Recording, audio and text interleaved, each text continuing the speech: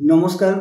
आसतु आज बाइबल एक निगूढ़ तत्व गभीर विषय आलोचना करवा जहाँकि अनेक बड़ बड़ प्रचारक माने अनेक ख्रीस्टियन माने जानी नाहांती।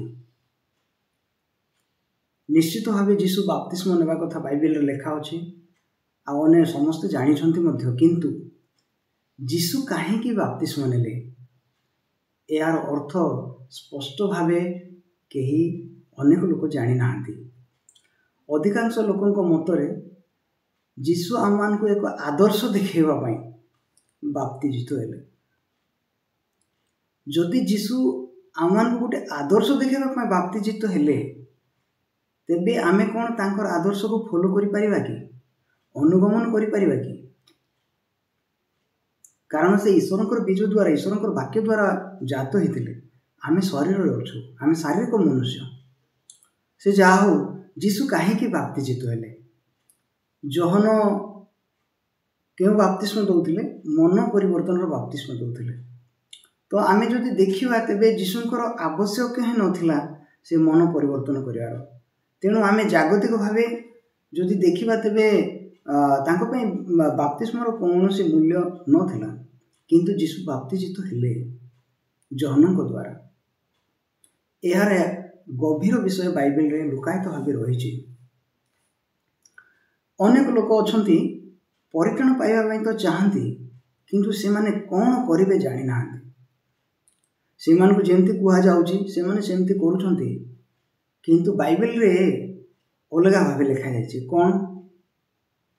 एफिसियो 2:8 लिखा अछि, अनुग्रह रे विश्वास द्वारा तुम माने परित्राण पाइ अछ। तार अर्थ विश्वास।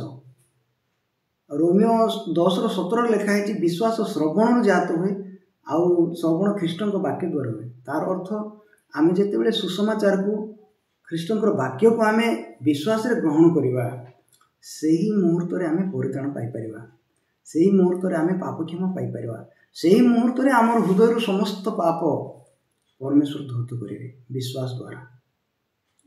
तेबे आसतु आम जीशुंकर सुसमाचार विषय आम आलोचना करवा। जीशु बाप्तिजित हेले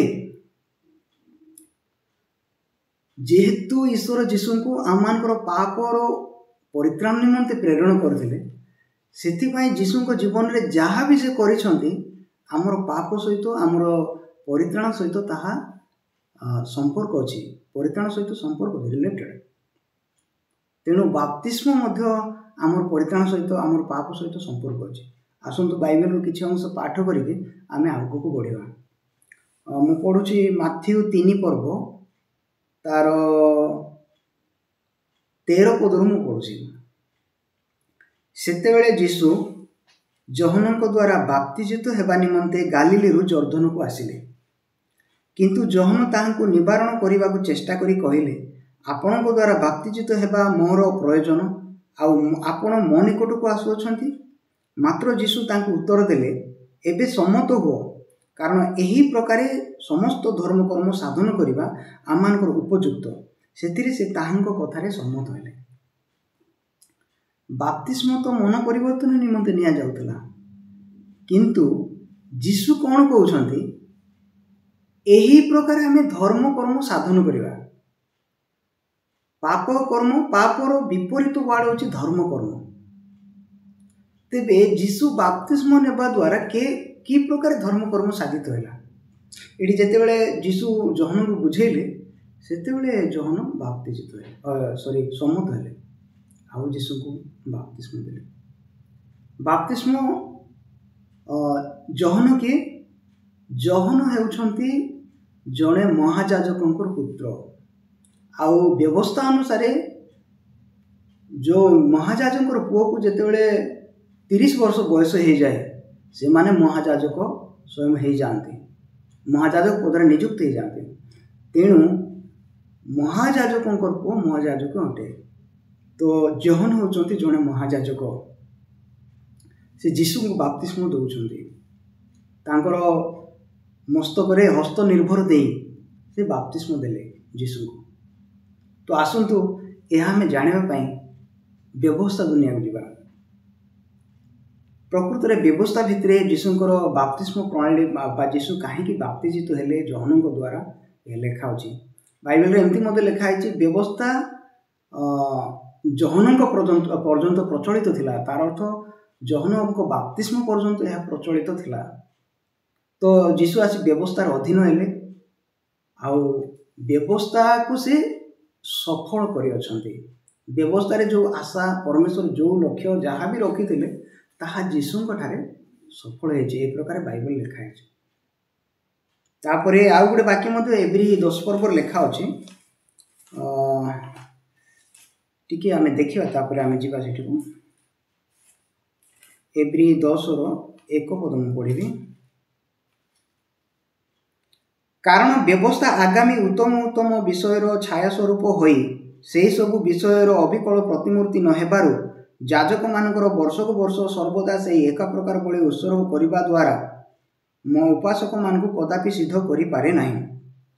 ବ୍ୟବସ୍ଥା ହେଉଛି ଆଗାମୀ ଉତ୍ତମ ଉତ୍ତମ ବିଷୟର ଛାୟା ସ୍ୱରୂପ, କିନ୍ତୁ ବାସ୍ତବ ବିଷୟ ହେଉଛନ୍ତି ଖ୍ରୀଷ୍ଟ। ତେଣୁ ଆମେ ବ୍ୟବସ୍ଥା ଭିତରେ ଖ୍ରୀଷ୍ଟଙ୍କର ପ୍ରତିବିମ୍ବକୁ ଦେଖିପାରିବା, ଛାଇକୁ ଦେଖିପାରିବା। ଆମେ ଜାଣିପାରିବା ଯୀଶୁ କାହିଁକି ଆସିଲେ ଜଗତକୁ। ତ ଆଦି ପୁସ୍ତକ 3 ପର୍ବରେ ଯେତେବେଳେ ମନୁଷ୍ୟ ଈଶ୍ୱରଙ୍କ ଠାରୁ ବିଚ୍ଛିନ୍ନ ହୋଇଗଲା, ସେହିଦିନ ଠାରୁ ମନୁଷ୍ୟ ପାଇଁ ଉଦ୍ଧାରକର୍ତ୍ତାର ଆବଶ୍ୟକତା ପଡ଼ିଲା। ଆଉ ଏ ବାଇବେଲ ଯଦି ଲେଖାଯାଇଛି ଆମର ପରିତ୍ରାଣ ନିମନ୍ତେ। ଯେତେବେଳେ ଅନନ୍ତ ପାପରେ ଆଦମ ପଡ଼ିଲା, ସେହିଦିନ ଠାରୁ ସାରା ଜଗତର ଲୋକ ପାପରେ ପଡ଼ିଲେ, ଅନନ୍ତ କାଳୀନ ପାପରେ। ତ ରୋମିଓ 5:12 ମଧ୍ୟ ଲେଖା ହେଇଛି, ଜଣେ ଲୋକ ଦ୍ୱାରା ପାପ ଆଉ ପାପ ଦ୍ୱାରା ମୃତ୍ୟୁ ଜଗତରେ ପ୍ରବେଶ କଲା ବୋଲି ଲେଖା ହେଇଛି। ତ ଯେତେବେଳେ ପାପର ଦୁନିଆରେ ମନୁଷ୍ୟ ବୁଡ଼ିଲା, ପାପର ଦୁନିଆରେ ଭାସିଲା, ତାକୁ ଜଣେ ଉଦ୍ଧାରକର୍ତ୍ତାର ଆବଶ୍ୟକତା ରହିଲା। ସେଥିପାଇଁ ଯୀଶୁଙ୍କର ଆଗମନ ଜଗତକୁ।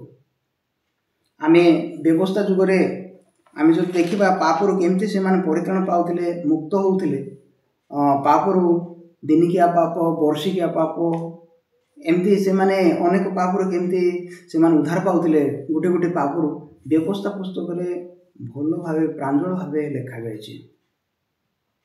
ଆଉ ମଶା ଯେତେବେଳେ ସିନାଇ ପର୍ବତରେ ବ୍ୟବସ୍ଥା ଆଣିଲେ, ସମାଗମ ତମ୍ବୁ ଆଉ 10 ଆଜ୍ଞା ଫଳକୁ ଆଣିଲେ, ସେଠି ସ୍ପଷ୍ଟ ଭାବେ ଲେଖାଯାଇଛି ଜଣେ ମନୁଷ୍ୟ ପାପ କଲେ କେମିତି ସେ ଉଦ୍ଧାର ପାଇପାରିବ।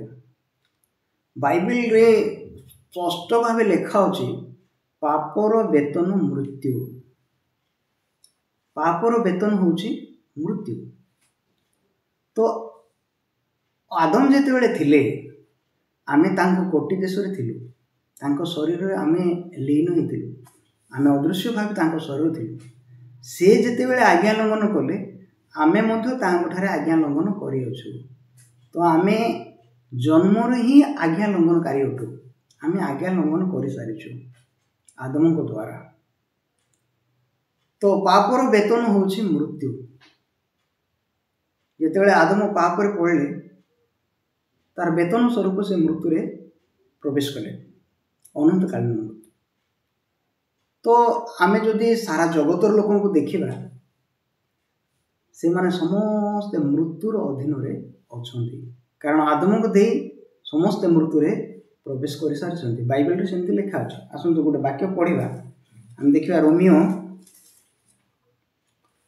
5 ପର୍ବକୁ ଯିବା। ରୋମିଓ 5 ପର୍ବର ତାର 19 ପଦ। କାରଣ ଯେପରି ଜଣଙ୍କର ଅନାଜ୍ଞାବହତା ଦ୍ୱାରା ଅନେକେ ପାପୀ ହେଲେ, ସେହିପରି ମଧ୍ୟ ଜଣଙ୍କର ଆଜ୍ଞାବହତା ଦ୍ୱାରା ଅନେକେ ଧାର୍ମିକ ହେବେ। ପାପୀ ହେଲେ, ପାପରେ ପଡ଼ିଲେ, ମୃତ୍ୟୁର ଅଧୀନକୁ ଚାଲିଗଲେ। କ'ଣ କାହା ପାଇଁ? ଆଦମଙ୍କ ଯୋଗୁଁ। ତ ଯେତେବେଳେ ମନୁଷ୍ୟ ଯଦିଓ ବି ପାପରେ ପଡ଼ିଛି, କିନ୍ତୁ ସେ କେବେ ଜାଣିନାହିଁ ମୁଁ ପାପର ଦୁନିଆରେ ଅଛି, ମୁଁ ଶୈତାନର ବନ୍ଧନରେ ଆବଦ୍ଧ ଅଛି ବୋଲି ସେ କେବେ ଜାଣିନାହିଁ। ତ ପରମେଶ୍ୱର କ'ଣ କଲେ? ବ୍ୟବସ୍ଥାକୁ ଦେଲେ। ପୁରାତନ କାଳରେ ମନୁଷ୍ୟ ଯେପରି ପାପକୁ ଜାଣିବ, ପାପର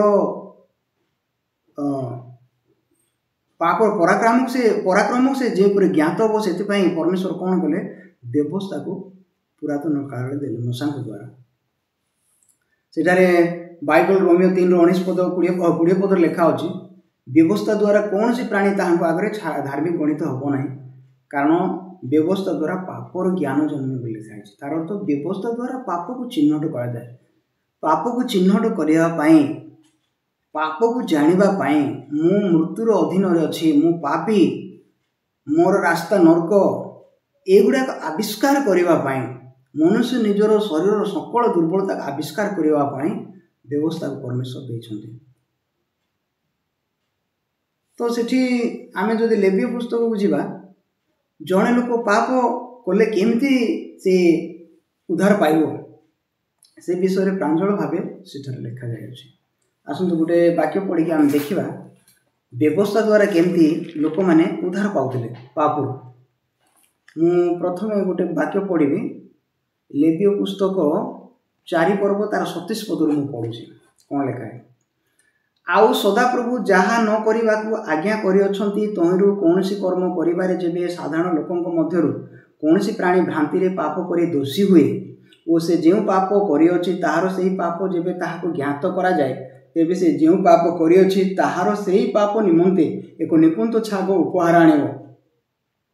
पुणी से सेही पापार्थक बलिर मस्तक रे हस्त निर्भर देई होम बलि बध करबा स्थान रे सेही पापार्थक बलि बध करिब। तहु जाजक अंगुली रे तार रक्तरु किछि नहीं होम वेदीर श्रृंग उपरे देव, आउ ताहार समस्त रक्त वेदी मूल ढालिब। पुणी मंगलार्थक बलिरु नीत मेदतुल्य एहार सकल मेद नेब। तहु जाजक तुष्टिजनक आग्रहार्थे सदाप्रभु उद्देश्य वेदी उपरे ताहा दग्ध करिब। एही रूपे जाजक ताहा निमंते प्रायश्चित करिब, तहिरे से क्षमा प्राप्त होब। आमर चिंतार बाहरे मु पढ़िली लेवीय पुस्तक 4 पर्व तार 27 रु 31 पद पर्यंत पढ़िली। तो व्यवस्था अनुसार केमती जड़े लोक पापरू क्षमा प्राप्त होउछि मु पढ़ी शुणिली। ये लेवीय पुस्तक आउ प्रांजल भाव अनेक जगह लिखा हो, मु अल्प पढ़ी। तो एवरी पुस्तक 9 रो 22 पद रे ताकू अपडेट कराई कौन लिखा है सेठी, कारण व्यवस्था अनुसार समस्त रक्तपात बिना पाप मोचन हुए नहीं लिखा है। रक्तपात बिना पाप मोचन हुए नहीं कहीं, कारण ईश्वर कौन करछन्ति आमे से लेवीय पुस्तक रे देखिया। लेवीय पुस्तक 17 रो 11 पद, लेवीय 17 रो 11 पद रे कौन लिखा है, कारण रक्तरे प्राणीर प्राण थाए, पुणी तुम्भ मान प्राण निमंते प्रायश्चित करने को आम्भे ताहा वेदी उपरे तुम्भ मान देइअछु, जेहेतु प्राणर गुण रे रक्त ही प्रायश्चित करई लिखा। तार अर्थ मनुष्य जो पाप करुछि बा करिछि बा करिब, पूर्व काल रे हो वर्तमान हो किंबा भविष्यत हो, तार उद्धार पाइबार तार पाप क्षमा पाइबार गोटे मात्र रास्ता अछि रक्त, पवित्र रक्त, सिद्ध रक्त। एहा बिना कौन सी रास्ता बाइबल रे नहीं। तो आमे जो रास्ता भी निज चिंता अनुसार करूछु सेटा हमर चिंता, सेटा मनुष्यर ज्ञान, मनुष्य रास्ता। बाइबल रे रक्तपात बिना पाप मोचन हेबो नहीं। तो जणे लोक केते बेले रक्तर आवश्यक पड़ुछि ताको, पृथ्वी तो समस्ते पाप करिसथि, हम मते पाप करिछु, किंतु केते बेले जनकर रक्तर आवश्यक पड़ुछि जेते बेले से मु पापी बोली जेते बेले से जानि पारुछि। मु पापी बोली केते बेले गोटे लोक जानि परिबो ना, जेते बेले ईश्वरंकर वाक्य से देखियो, ईश्वरंकर वाक्य सुनिबो। तो व्यवस्था लंघन ही पाप बोली बाइबल लिखा है। तो आम जीवन को जो देखा आमे हजार हजार लक्ष लक्ष थर ईश्वरंकर विधि व्यवस्था को लंघन कर सारी। तो आमे मृत्युर अधीन रचु। बाइबल रे गोटे गोटे छोट टॉपिक मु आपन को उदाहरण देबी। सेठारे एस्टर राणी विषय आमे पढ़ीछु। एस्टर राणी सेठी अक्षयसरस राजा अछंती। राजांकर गोटे नियम थिला कि बिना डाकरा रे केही जदि राज दरबार रे गेट रे प्रवेश करिवे ता पाखरे केवल मृत्युदंड छड़ा और किछि नथिला। किंतु राजांकर अनुग्रह जदि ता उपरे बर्तिला, आमे जदि देखिबा से आमे देखिबा सेठी अल्प समय देखिबा एस्टर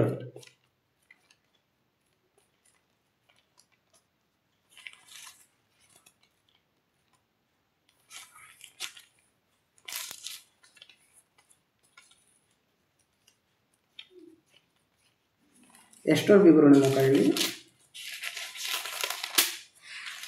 एस्टर विवरण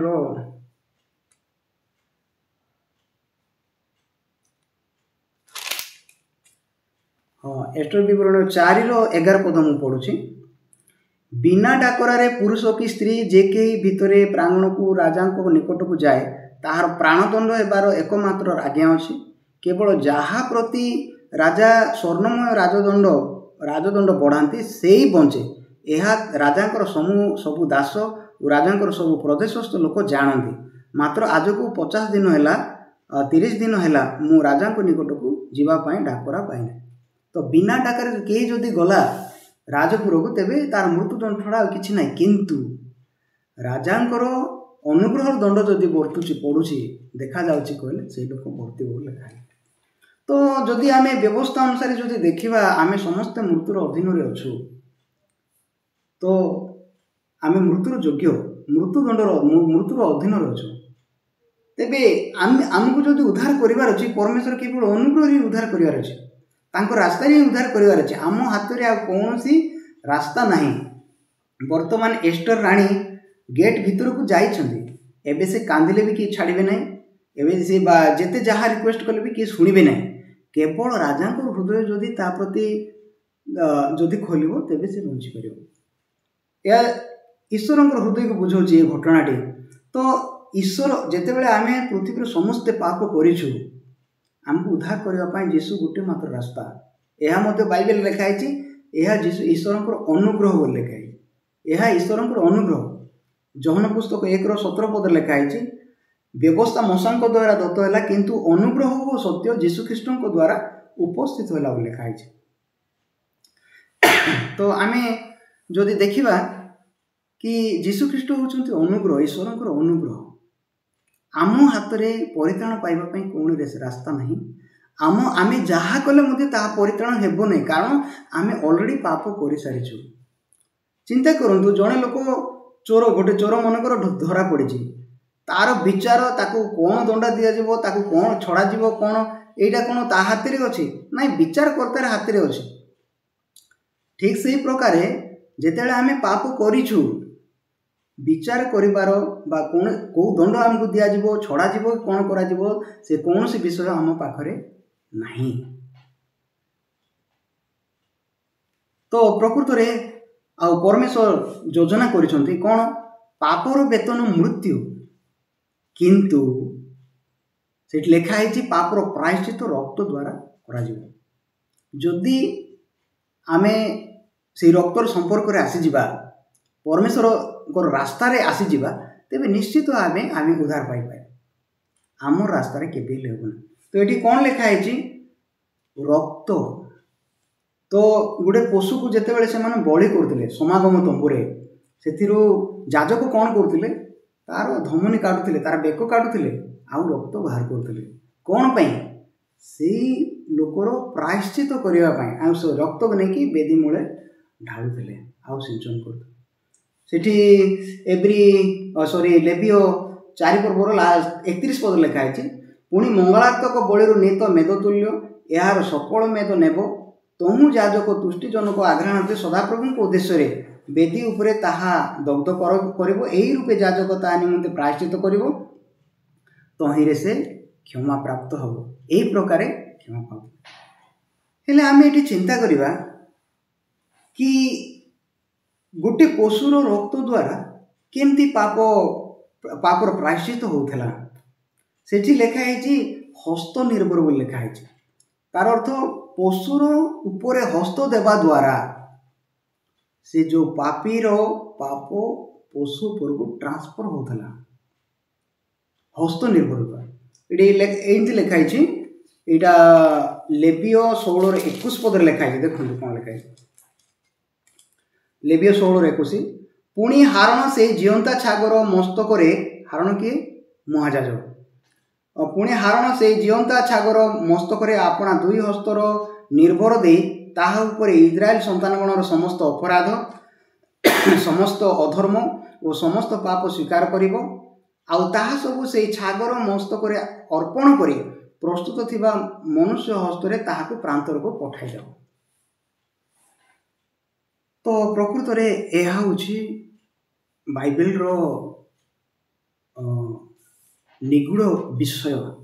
पाप केमती गोटे छेली उपरकू गोटे मेंढा उपरकू केमती ट्रांसफर होता हस्त निर्भर द्वारा। ये कौन करते महाजाजक किंबा से लोक केते जगार कर जो लोक पापी किंतु अधिकांश जगार महाजाजक जाजक करते। एठी महाजाजक कौन करुच्ची समस्त इस्राएल गोष्ठीर पाप अपराध अधर्म सब स्वीकार कर तार उपर अर्पण करुला लिखा।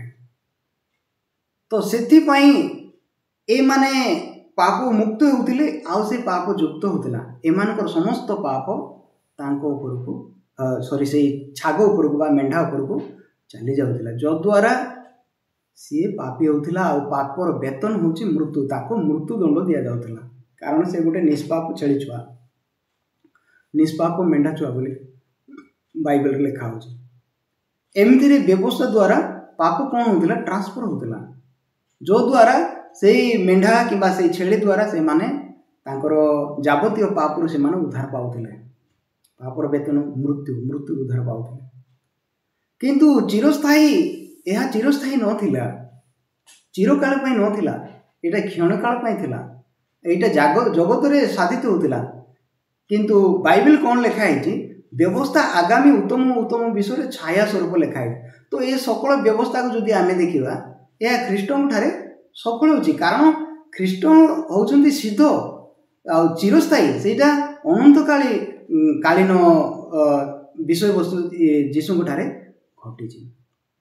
तेबे आमे देखिबा जीशु ऊपर को आमर पाप केमती ट्रांसफर होइछि केबे ट्रांसफर आमे बाप्तिस्म विषय आलोचना करूछे।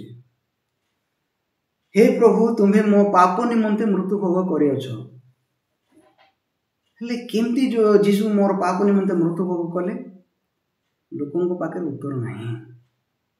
देखो मन कर मते साप मारी मन कर विष मो पाखरे अच्छी पॉइजन मु मरिबा कथा तेबे आउ जणे जदि मले मो विष पाई बोलिकी जदि कहबी तेबे मो देहरे जो विष अच्छी ता देह को ट्रांसफर होइतिबा दरकार अछि ताकू डायरेक्ट साप दंशन करी नाही जदि ताकू डायरेक्ट साप दंशन करि थांता तेबे से साप विष द्वारा मला बोलिकी लेखा ही थांता बा कुआ जाई थांता मोर विष पाई मले कहबार अर्थ साप मते दंशन करछि मो भितरे विष अछि मोर विष ता ऊपर को ट्रांसफर हेबा द्वारा से लोक मला से क्षेत्र रे मु कहबी मोर विष सकाशो आमे फिल्म मान को केतरा एमती घटना देखिचु मु आगरे जेतेबेले फिल्म देखथली मु देखिची कि जने स्त्री को जेतेबेले साप दंशन करूची से तार स्वामी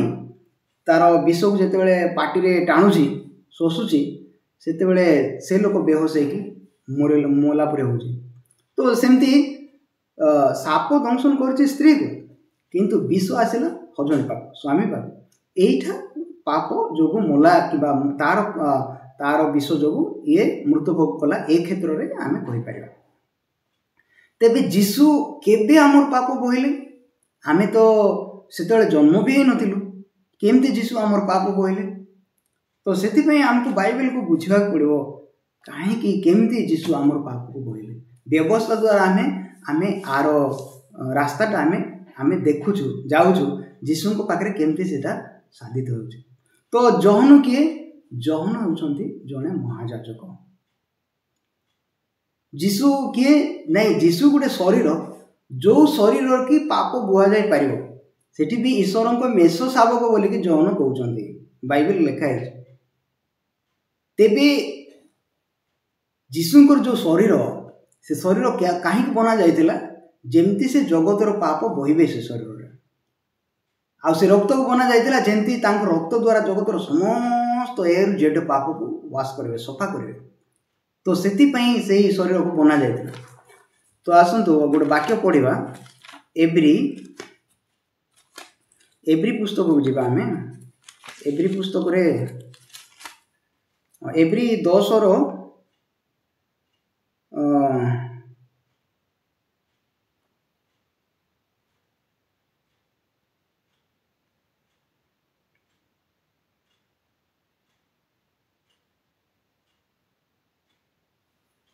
ଏଠି 10:4 ମୁଁ ପଢ଼ୁଛି। କାରଣ ବୃଷ ଓ ଛାଗର ରକ୍ତ ଯେ ପାପହରଣ କରିବ ଏହା ଅସମ୍ଭବ। ସେଥିପାଇଁ ଖ୍ରୀଷ୍ଟ ଜଗତକୁ ଆଗମନ କରି କହନ୍ତି, ବଳିଦାନ ଓ ନୈବେଦ୍ୟ ନ ଲୋଡ଼ି ମୋ ନିମନ୍ତେ ଏକ ଶରୀର ପ୍ରସ୍ତୁତ କଲ ବୋଲି ଲେଖା ହେଇଛି। ତ ଖ୍ରୀଷ୍ଟଙ୍କ ଶରୀର ହିଁ ପ୍ରସ୍ତୁତ ହେଇଥିଲା, ଯେପରି ସେ ଜଗତର ପାପକୁ ବୋହିବେ, ସେଥିପାଇଁ ପ୍ରସ୍ତୁତ ହେଇଥିଲା। ତାଙ୍କୁ ଈଶ୍ୱରଙ୍କ ମେଷ ଶାବକ ବୋଲି ମଧ୍ୟ ଲେଖା ଅଛି। ଯେତେବେଳେ ଜହନ ଜଣେ ମହାଯାଜକ ଥିଲେ, ଆଉ ସେ ପୃଥିବୀର ପ୍ରତିନିଧି ମଧ୍ୟ, ସେ ଜନ୍ମରୁ ପବିତ୍ର ବୋଲି ଲେଖା ହେଇଛି। ସେ ପୃଥିବୀର ସାରା ଜଗତର ଜଣେ ପ୍ରତିନିଧି। ତ ସେ ଯେତେବେଳେ ଯୀଶୁଙ୍କୁ ବାପ୍ତିସ୍ମ ଦେଲେ, ସେତେବେଳେ ଯୀଶୁଙ୍କ ଉପରେ ଆପଣା 2ଟା ହସ୍ତ ନିର୍ଭର ସେ ବାପ୍ତିସ୍ମ ଦେଇଛନ୍ତି। ତ ଯେତେବେଳେ ସେ ବାପ୍ତିସ୍ମ ଦେଲେ, ସାରା ଜଗତର ପାପ ତାଙ୍କ ଉପରକୁ ଟ୍ରାନ୍ସଫର ହେଉଛି। ଆମେ ଏହାକୁ ବ୍ୟବସ୍ଥା ଦ୍ୱାରା ଆମେ ଦେଖିଲୁ, କେମିତି ଗୋଟେ ଲୋକର ପାପ ଛେଳି ଉପରକୁ, ମେଣ୍ଢା ଉପରକୁ, କିମ୍ବା ସାରା ଇସ୍ରାଏଲ ଲୋକର ପାପ ଗୋଟେ ଛେଳି ଉପରକୁ କେମିତି ଟ୍ରାନ୍ସଫର ହେଉଛି? ମହାଯାଜକଙ୍କର ହସ୍ତ ନିର୍ଭର ଦ୍ୱାରା। ସକଳ ପାପ, ସକଳ ଅପରାଧ, ସମସ୍ତ ଅଧର୍ମ ସେ କ'ଣ କରୁଥିଲେ? ଅର୍ପଣ କରୁଥିଲେ। ଠିକ୍ ସେଇ ପ୍ରକାରେ ଜହନ ମହାଯାଜକ କ'ଣ କରିଛନ୍ତି? ସେ ପୃଥିବୀର ସମସ୍ତଙ୍କର ପାପ, ସମସ୍ତ ଅପରାଧକୁ ଯୀଶୁଙ୍କ ଉପରକୁ ସ୍ଥାନାନ୍ତରଣ କରିଛନ୍ତି ତାଙ୍କର ହସ୍ତ ନିର୍ଭର ଦ୍ୱାରା। ତ ଆଜି ବାପ୍ତିସ୍ମ ନେଲେ, ଯେତେବେଳେ ସେ ନେକ୍ସଟ ଦିନ ଆସୁଛନ୍ତି, ସେଠି କ'ଣ ଲେଖା ହେଇଛି ଆସନ୍ତୁ ପଢ଼ିବା। ଜହନ 1:29 ପଦ ଆମେ ପଢ଼ିବା। କ'ଣ ଲେଖା ହେଇଛି? ଜହନ 1:29 ପଦ। ତହିଁ ଆର ଦିନ ସେ ଯୀଶୁଙ୍କୁ ନିଜ ପାଖକୁ ଆସୁଥିବା ଦେଖି କହିଲେ, ଏଇ ଦେଖ ଈଶ୍ୱରଙ୍କ ମେଷ ଶାବକ, ଯେ ଜଗତର ପାପ ବୋହି ନେଇ ଯାଆନ୍ତି।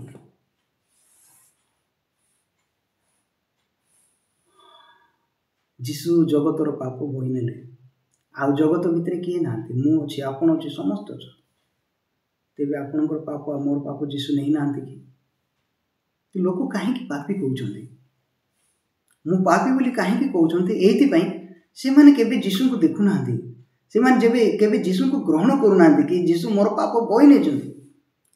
ତେବେ କେଉଁ ପାପ ବୋହି ନେଲେ? ଗୋଟେ ପାପ ନେଲେ? ଅଧା ପାପ ନେଲେ? ନାଇଁ, ସମସ୍ତ ପାପ ନେଲେ। ଆମେ ଆଉ ଟିକେ ଆଗକୁ ଗଲେ ଆମେ ପଢ଼ିବା। ଏଇ ଦେଖ ଈଶ୍ୱରଙ୍କ ମେଷ ଶାବକ, ଯେ ଜଗତର ପାପ ବୋହି ନେଇ ଯାଆନ୍ତି। ଆମେ ନିଷ୍ପାପ, ଆମଠାରେ ପାପ ନାହିଁ। ଆପଣ କହିବେ, କେମିତି ପାପ ନାହିଁ? ସକାଳେ ସନ୍ଧ୍ୟାରେ ଆମେ ପାପ କରିବା ଲୋକ। ଆମେ ଉଠିଲେ ବସିଲେ ଦେଖିଲେ ପାପ ହେଉଛି। କେମିତି ଆମ ପାଖରେ ପାପ ନାହିଁ? ବଢ଼ିଆ ଚିନ୍ତା। ଏଇଟା ଚିନ୍ତା ତ ଭଲ ଅଛି, ହେଲେ ଏଠି କ'ଣ ଲେଖା ହେଇଛି? ଏଇ ଦେଖ ଈଶ୍ୱରଙ୍କ ମେଷ ଶାବକ, ଯେ ଜଗତର ପାପ ବୋହି ନେଇ ଯାଆନ୍ତି। ତେବେ ଆମେ ଯାହା ଚିନ୍ତା କରୁଛୁ ସେଇଟା ସତ୍ୟ, ନା ଯୀଶୁ ଯାହା କରିଛନ୍ତି ସେଇଟା ସତ୍ୟ? ବାଇବେଲ ଆମକୁ କ'ଣ କହୁଛି? ଆମକୁ ନିଜକୁ ବିଶ୍ୱାସ କର ବୋଲି କହୁଛି, ନା ଯୀଶୁ ଖ୍ରୀଷ୍ଟଙ୍କୁ ବିଶ୍ୱାସ କର ବୋଲି କହୁଛି? ଈଶ୍ୱର କ'ଣ କହୁଛନ୍ତି? ଯୀଶୁଙ୍କୁ ବିଶ୍ୱାସ କରିବା ପାଇଁ କହୁଛନ୍ତି, ନା ଆମେ ଯାହା ଭାବୁଛୁ, ଆମେ ଯାହା ଜାଣୁଛୁ, ଆମକୁ ଯେମିତି ଲାଗୁଛି, ଆମେ ଯାହା ବୁଝୁଛୁ ସେଇଟାକୁ ବିଶ୍ୱାସ କର? ଏଇଟା ବିଶ୍ୱାସର ବିପରୀତ ବିଚାରଧାରା। ନାଇଁ, ମୁଁ ନିଜକୁ ଦେଖିଲେ କ'ଣ ବି ହେଇପାରେ, ମୋର ପାପ ଦେଖାଯାଇପାରେ, ମୁଁ କ'ଣ ବି ଦେଖାଯାଇପାରେ, କିନ୍ତୁ ବାକ୍ୟ ହେଉଛି ସତ୍ୟ। ଏଇ ଦେଖ ଈଶ୍ୱରଙ୍କ ମେଷ ଶାବକ, ଯେ ଜଗତର ପାପ ବୋହି ନେଇଯାଆନ୍ତି। ଆମର ସମସ୍ତ ପାପ ଯୀଶୁଖ୍ରୀଷ୍ଟଙ୍କ ଉପରକୁ ସ୍ଥାନାନ୍ତରିତ ହେଇଛି। ସେଥିପାଇଁ ଆମେ କହୁଛୁ, ହେ ପ୍ରଭୁ, ତୁମେ ଆମମାନଙ୍କର ପାପ ନିମନ୍ତେ ମୃତ୍ୟୁଭୋଗ କଲ। ଏଇଟା ତାଙ୍କର ପାପର ଫଳାଫଳ ନାହିଁ। ସିଏ ପାପ କରିନାହାନ୍ତି, ସେ ଆମର ପାପ ବୋହିଲେ। ସେଥିପାଇଁ ମୃତ୍ୟୁଦଣ୍ଡ ତାଙ୍କ ଆଗକୁ ଆସିଲା। ଯେପରି ମୁଁ ଗୋଟେ ଉଦାହରଣ ଦେଲି, ମୋତେ ସାପ ଦଂଶନ କରିଛି, ଆଉ ଜଣେ ଯଦି ମରୁଛି ମୋ ପାପ ପାଇଁ, କହିବାର ଅର୍ଥ ମୋ ଦେହରୁ ପାପ ଟ୍ରାନ୍ସଫର ହେଇକି ତା ଦେହକୁ ଯାଇଛି। ହେଲେ ସାପ ମୋତେ ଦଂଶନ କରିଦେଲା, ମୋ ଦେହର ବିଷ ଯଦି ତା ଉପରକୁ ଟ୍ରାନ୍ସଫର ହେଲା, ମୋ ପାଖରେ ଆଉ ବିଷ ଅଛି କି?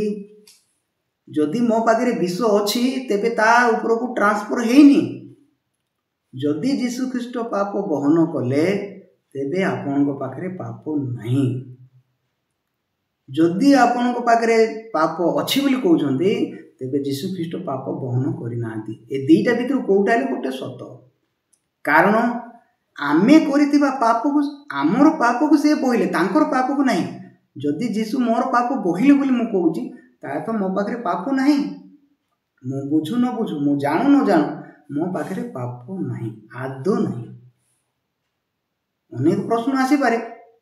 हाँ निश्चित भाव प्रश्न आसो किंतु वाक्य को काटी पार वाक्य मिथ्या हो पारे कि केबे जीशु कौन मिथ्यारे क्रूसार्पित होती कि नहीं।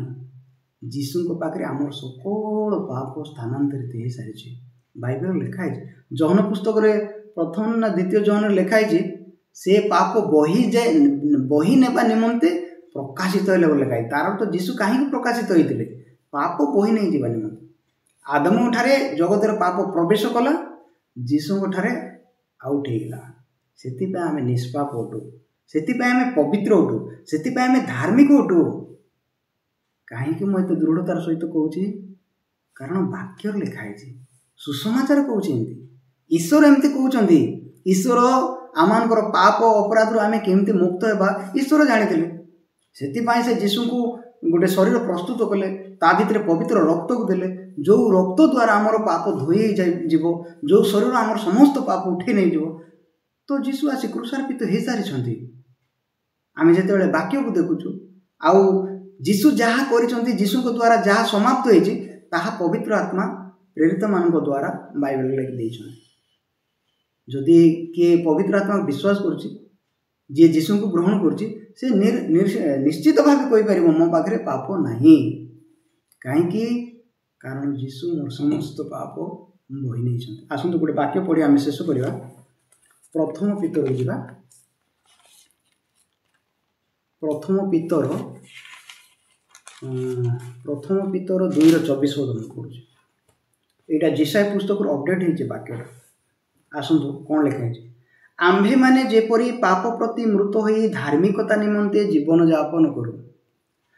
जीशु कहीं पाप बहिले आम पापी रही ना आम धार्मिक जीशु पाप बोले गोटे बोझ कहीं नि जाए हमको हाल्का करने जदि से बोझ नेला पर भी आमको हाल्का हो आम बोझ कर तार अर्थ से मोर बोझ नहीं ना ताहा प्रकाश पाऊँ।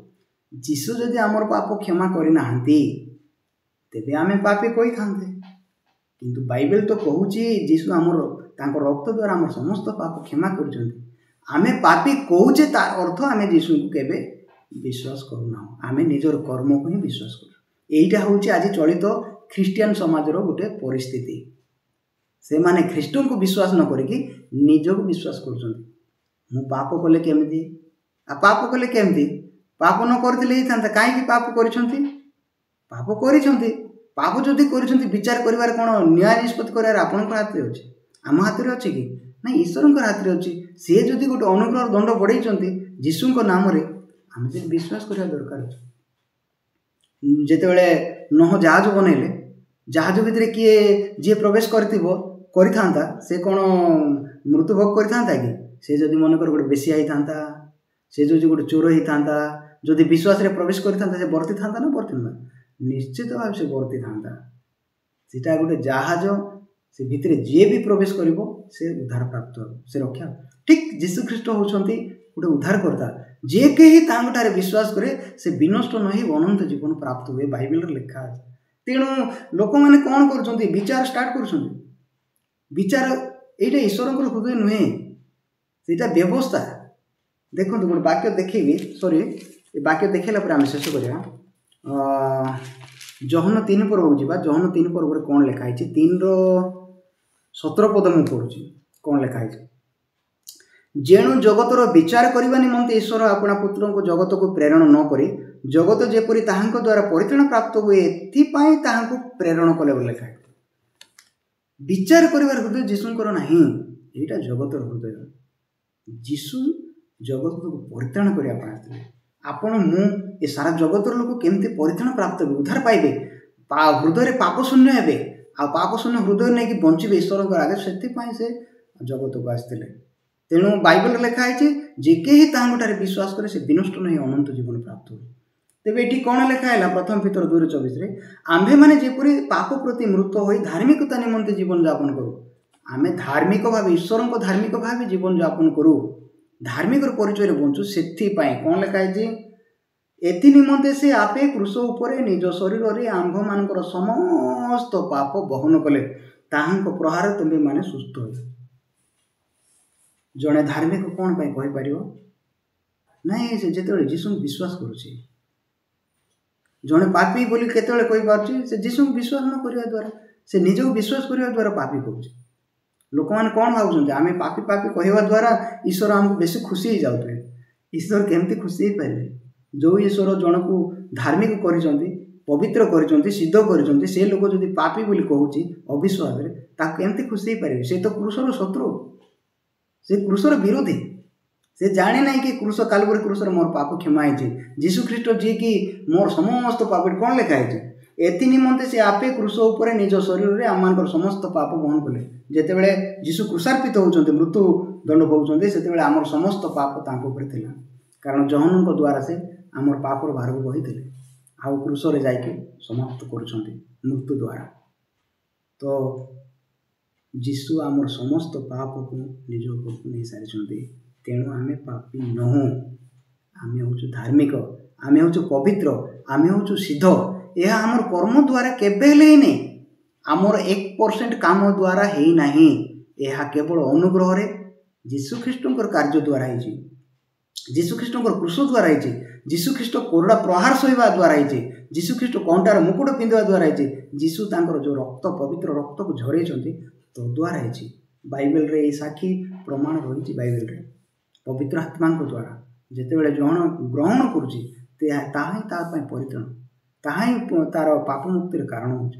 हाँ मु धार्मिक मु पवित्र मु सिद्ध कहीं जेहेतु जीशु ख्रीष्ट मोर समस्त पाप अपराध को से नहीं जाइछन्ति। धन्यवाद। अनेक समय धरी सुसमाचार शुणुथिबार आगामी अध्याय आउ किछि आलोचना करिबा। नमस्कार।